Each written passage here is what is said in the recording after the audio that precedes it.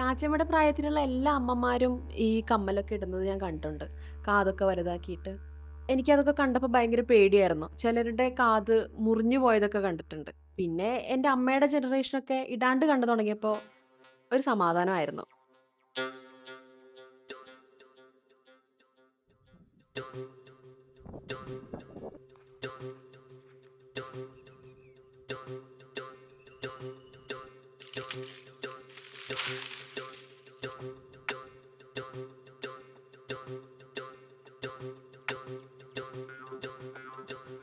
ഞങ്ങൾക്കിപ്പോൾ ഇവിടെ കൈതൻ്റെ ഓല കിട്ടില്ല.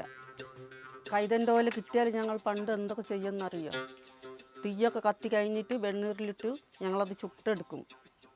ചുട്ടെടുത്ത് കഴിഞ്ഞിട്ട് ഒരു ദിവസം രാത്രി മഞ്ഞത്തിടും. മഞ്ഞത്തിട്ടിട്ട് രാവിലെ പകൽ വെയിലത്തിടും. വെയിലത്ത് ഇടുമ്പോൾ അത് നല്ലോണം നമ്മൾ തുണി വെളുക്കും മാതിരി വെളുത്ത് വരും. അങ്ങനെ വെളുത്ത് വരുമ്പോൾ വൈകുന്നേരം മുള്ളിങ്ങനെ ചീന്തി വലിച്ചെടുക്കും. അങ്ങോട്ടുള്ളതും കളയും, ഇങ്ങോട്ടുള്ളതും ഇങ്ങനെ വലിച്ച് കളയും. എന്നിട്ടതിങ്ങനെ തിരികെ എടുക്കും. ഇത് 1 മാസം 2 മാസം ഇടാൻ പറ്റും ഈ കമ്മൽ. ഞാൻ 10-12 വയസ്സ് മുതൽ ഇതുപോലെ കമ്മലിടും. എൻ്റെ അമ്മ ചെറുതായപ്പം തന്നെ അത് വലുതാക്കി. പിന്നും കൊണ്ട് അല്ലെങ്കിൽ കടക്കെന്ന് പറഞ്ഞ സാധനം ഉണ്ടാവും. ആ സാധനം കൊണ്ട് നമ്മൾ ചെവി തുളയ്ക്കും. തുളച്ചിട്ട് ഒരു 4 ദിവസമായി ചെവിയിൽ തന്നെ ഉണ്ടാവും. അത് കഴിഞ്ഞിട്ട് പിന്നെ അത് ഊരും. ചൂടുവെള്ളം ഉപ്പുവെള്ളമൊക്കെ ഒഴിച്ച് കഴിയുമ്പോൾ അതെന്താ ഇതൊക്കെ കുറഞ്ഞ് കിട്ടില്ലേ. അപ്പം അത് ഊരിയിട്ട് ഞങ്ങൾ ചെറിയത് കോലിടും. ആ കോലിട്ട് കഴിയുമ്പോൾ പിറ്റേ ദിവസത്തിന് അത് ഊർന്ന് വരും.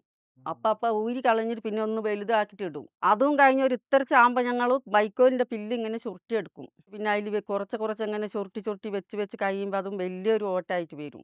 കുറേ ദിവസത്തിന് ഇത് പറ്റില്ല ഈ ഓല. മഴ നനഞ്ഞാലും കറക്കും.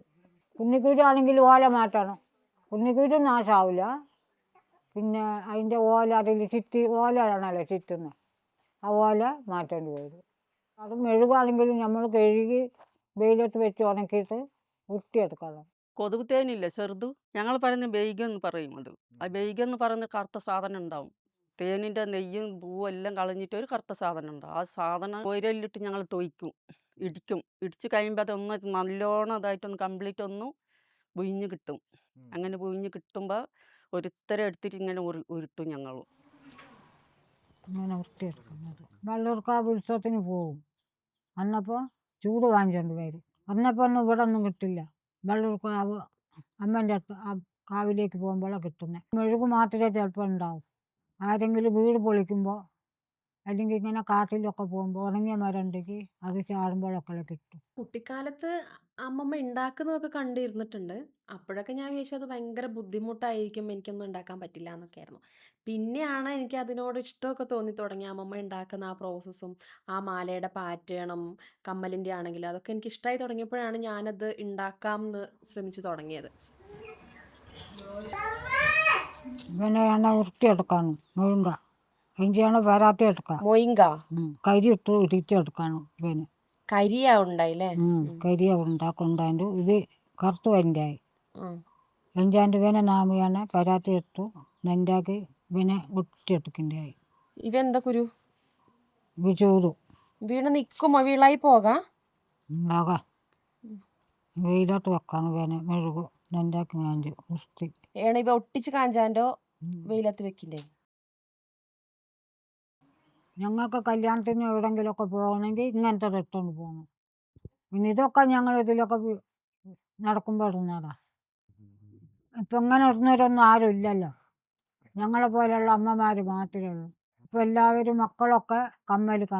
ഞങ്ങൾക്കത് പറ്റില്ല. ഞങ്ങൾക്കിത് തന്നെ ഇടണം. ഇപ്പോഴേ പേരക്കുട്ടിയൊന്നും ഇടില്ല. പണ്ടൊക്കെ മാത്രം ചോദിച്ചാൽ ഞങ്ങൾക്ക് വേണ്ടെന്ന്.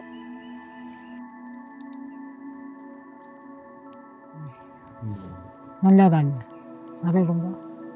എന്തുകൊണ്ടായിരിക്കും എൻ്റെ അമ്മയുടെ ജനറേഷനൊക്കെ വന്നപ്പോൾ ഇവർ ഈ കമ്മലുകളൊക്കെ ഇടാത്തത്? അപ്പോൾ എനിക്ക് തോന്നി ഈ കമ്മലിൻ്റെ ഹോളൊക്കെ വലുതാക്കാനുള്ളൊരു ബുദ്ധിമുട്ട് കൊണ്ടായിരിക്കും എന്ന്.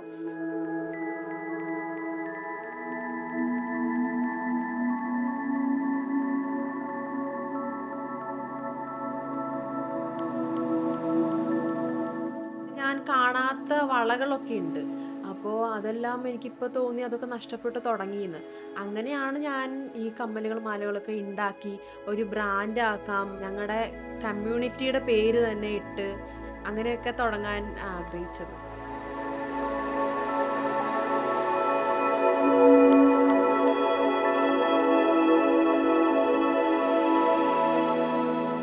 ഇപ്പം ഞാൻ മരിച്ചാലും എൻ്റെ കുഞ്ഞിക്കുട്ടിയുള്ള കമ്മൽ എൻ്റെ മക്കൾ എൻ്റെ തലയ്ക്ക് പാട്ട് കുഴിക്കകത്ത് കൊണ്ടുവെക്കും.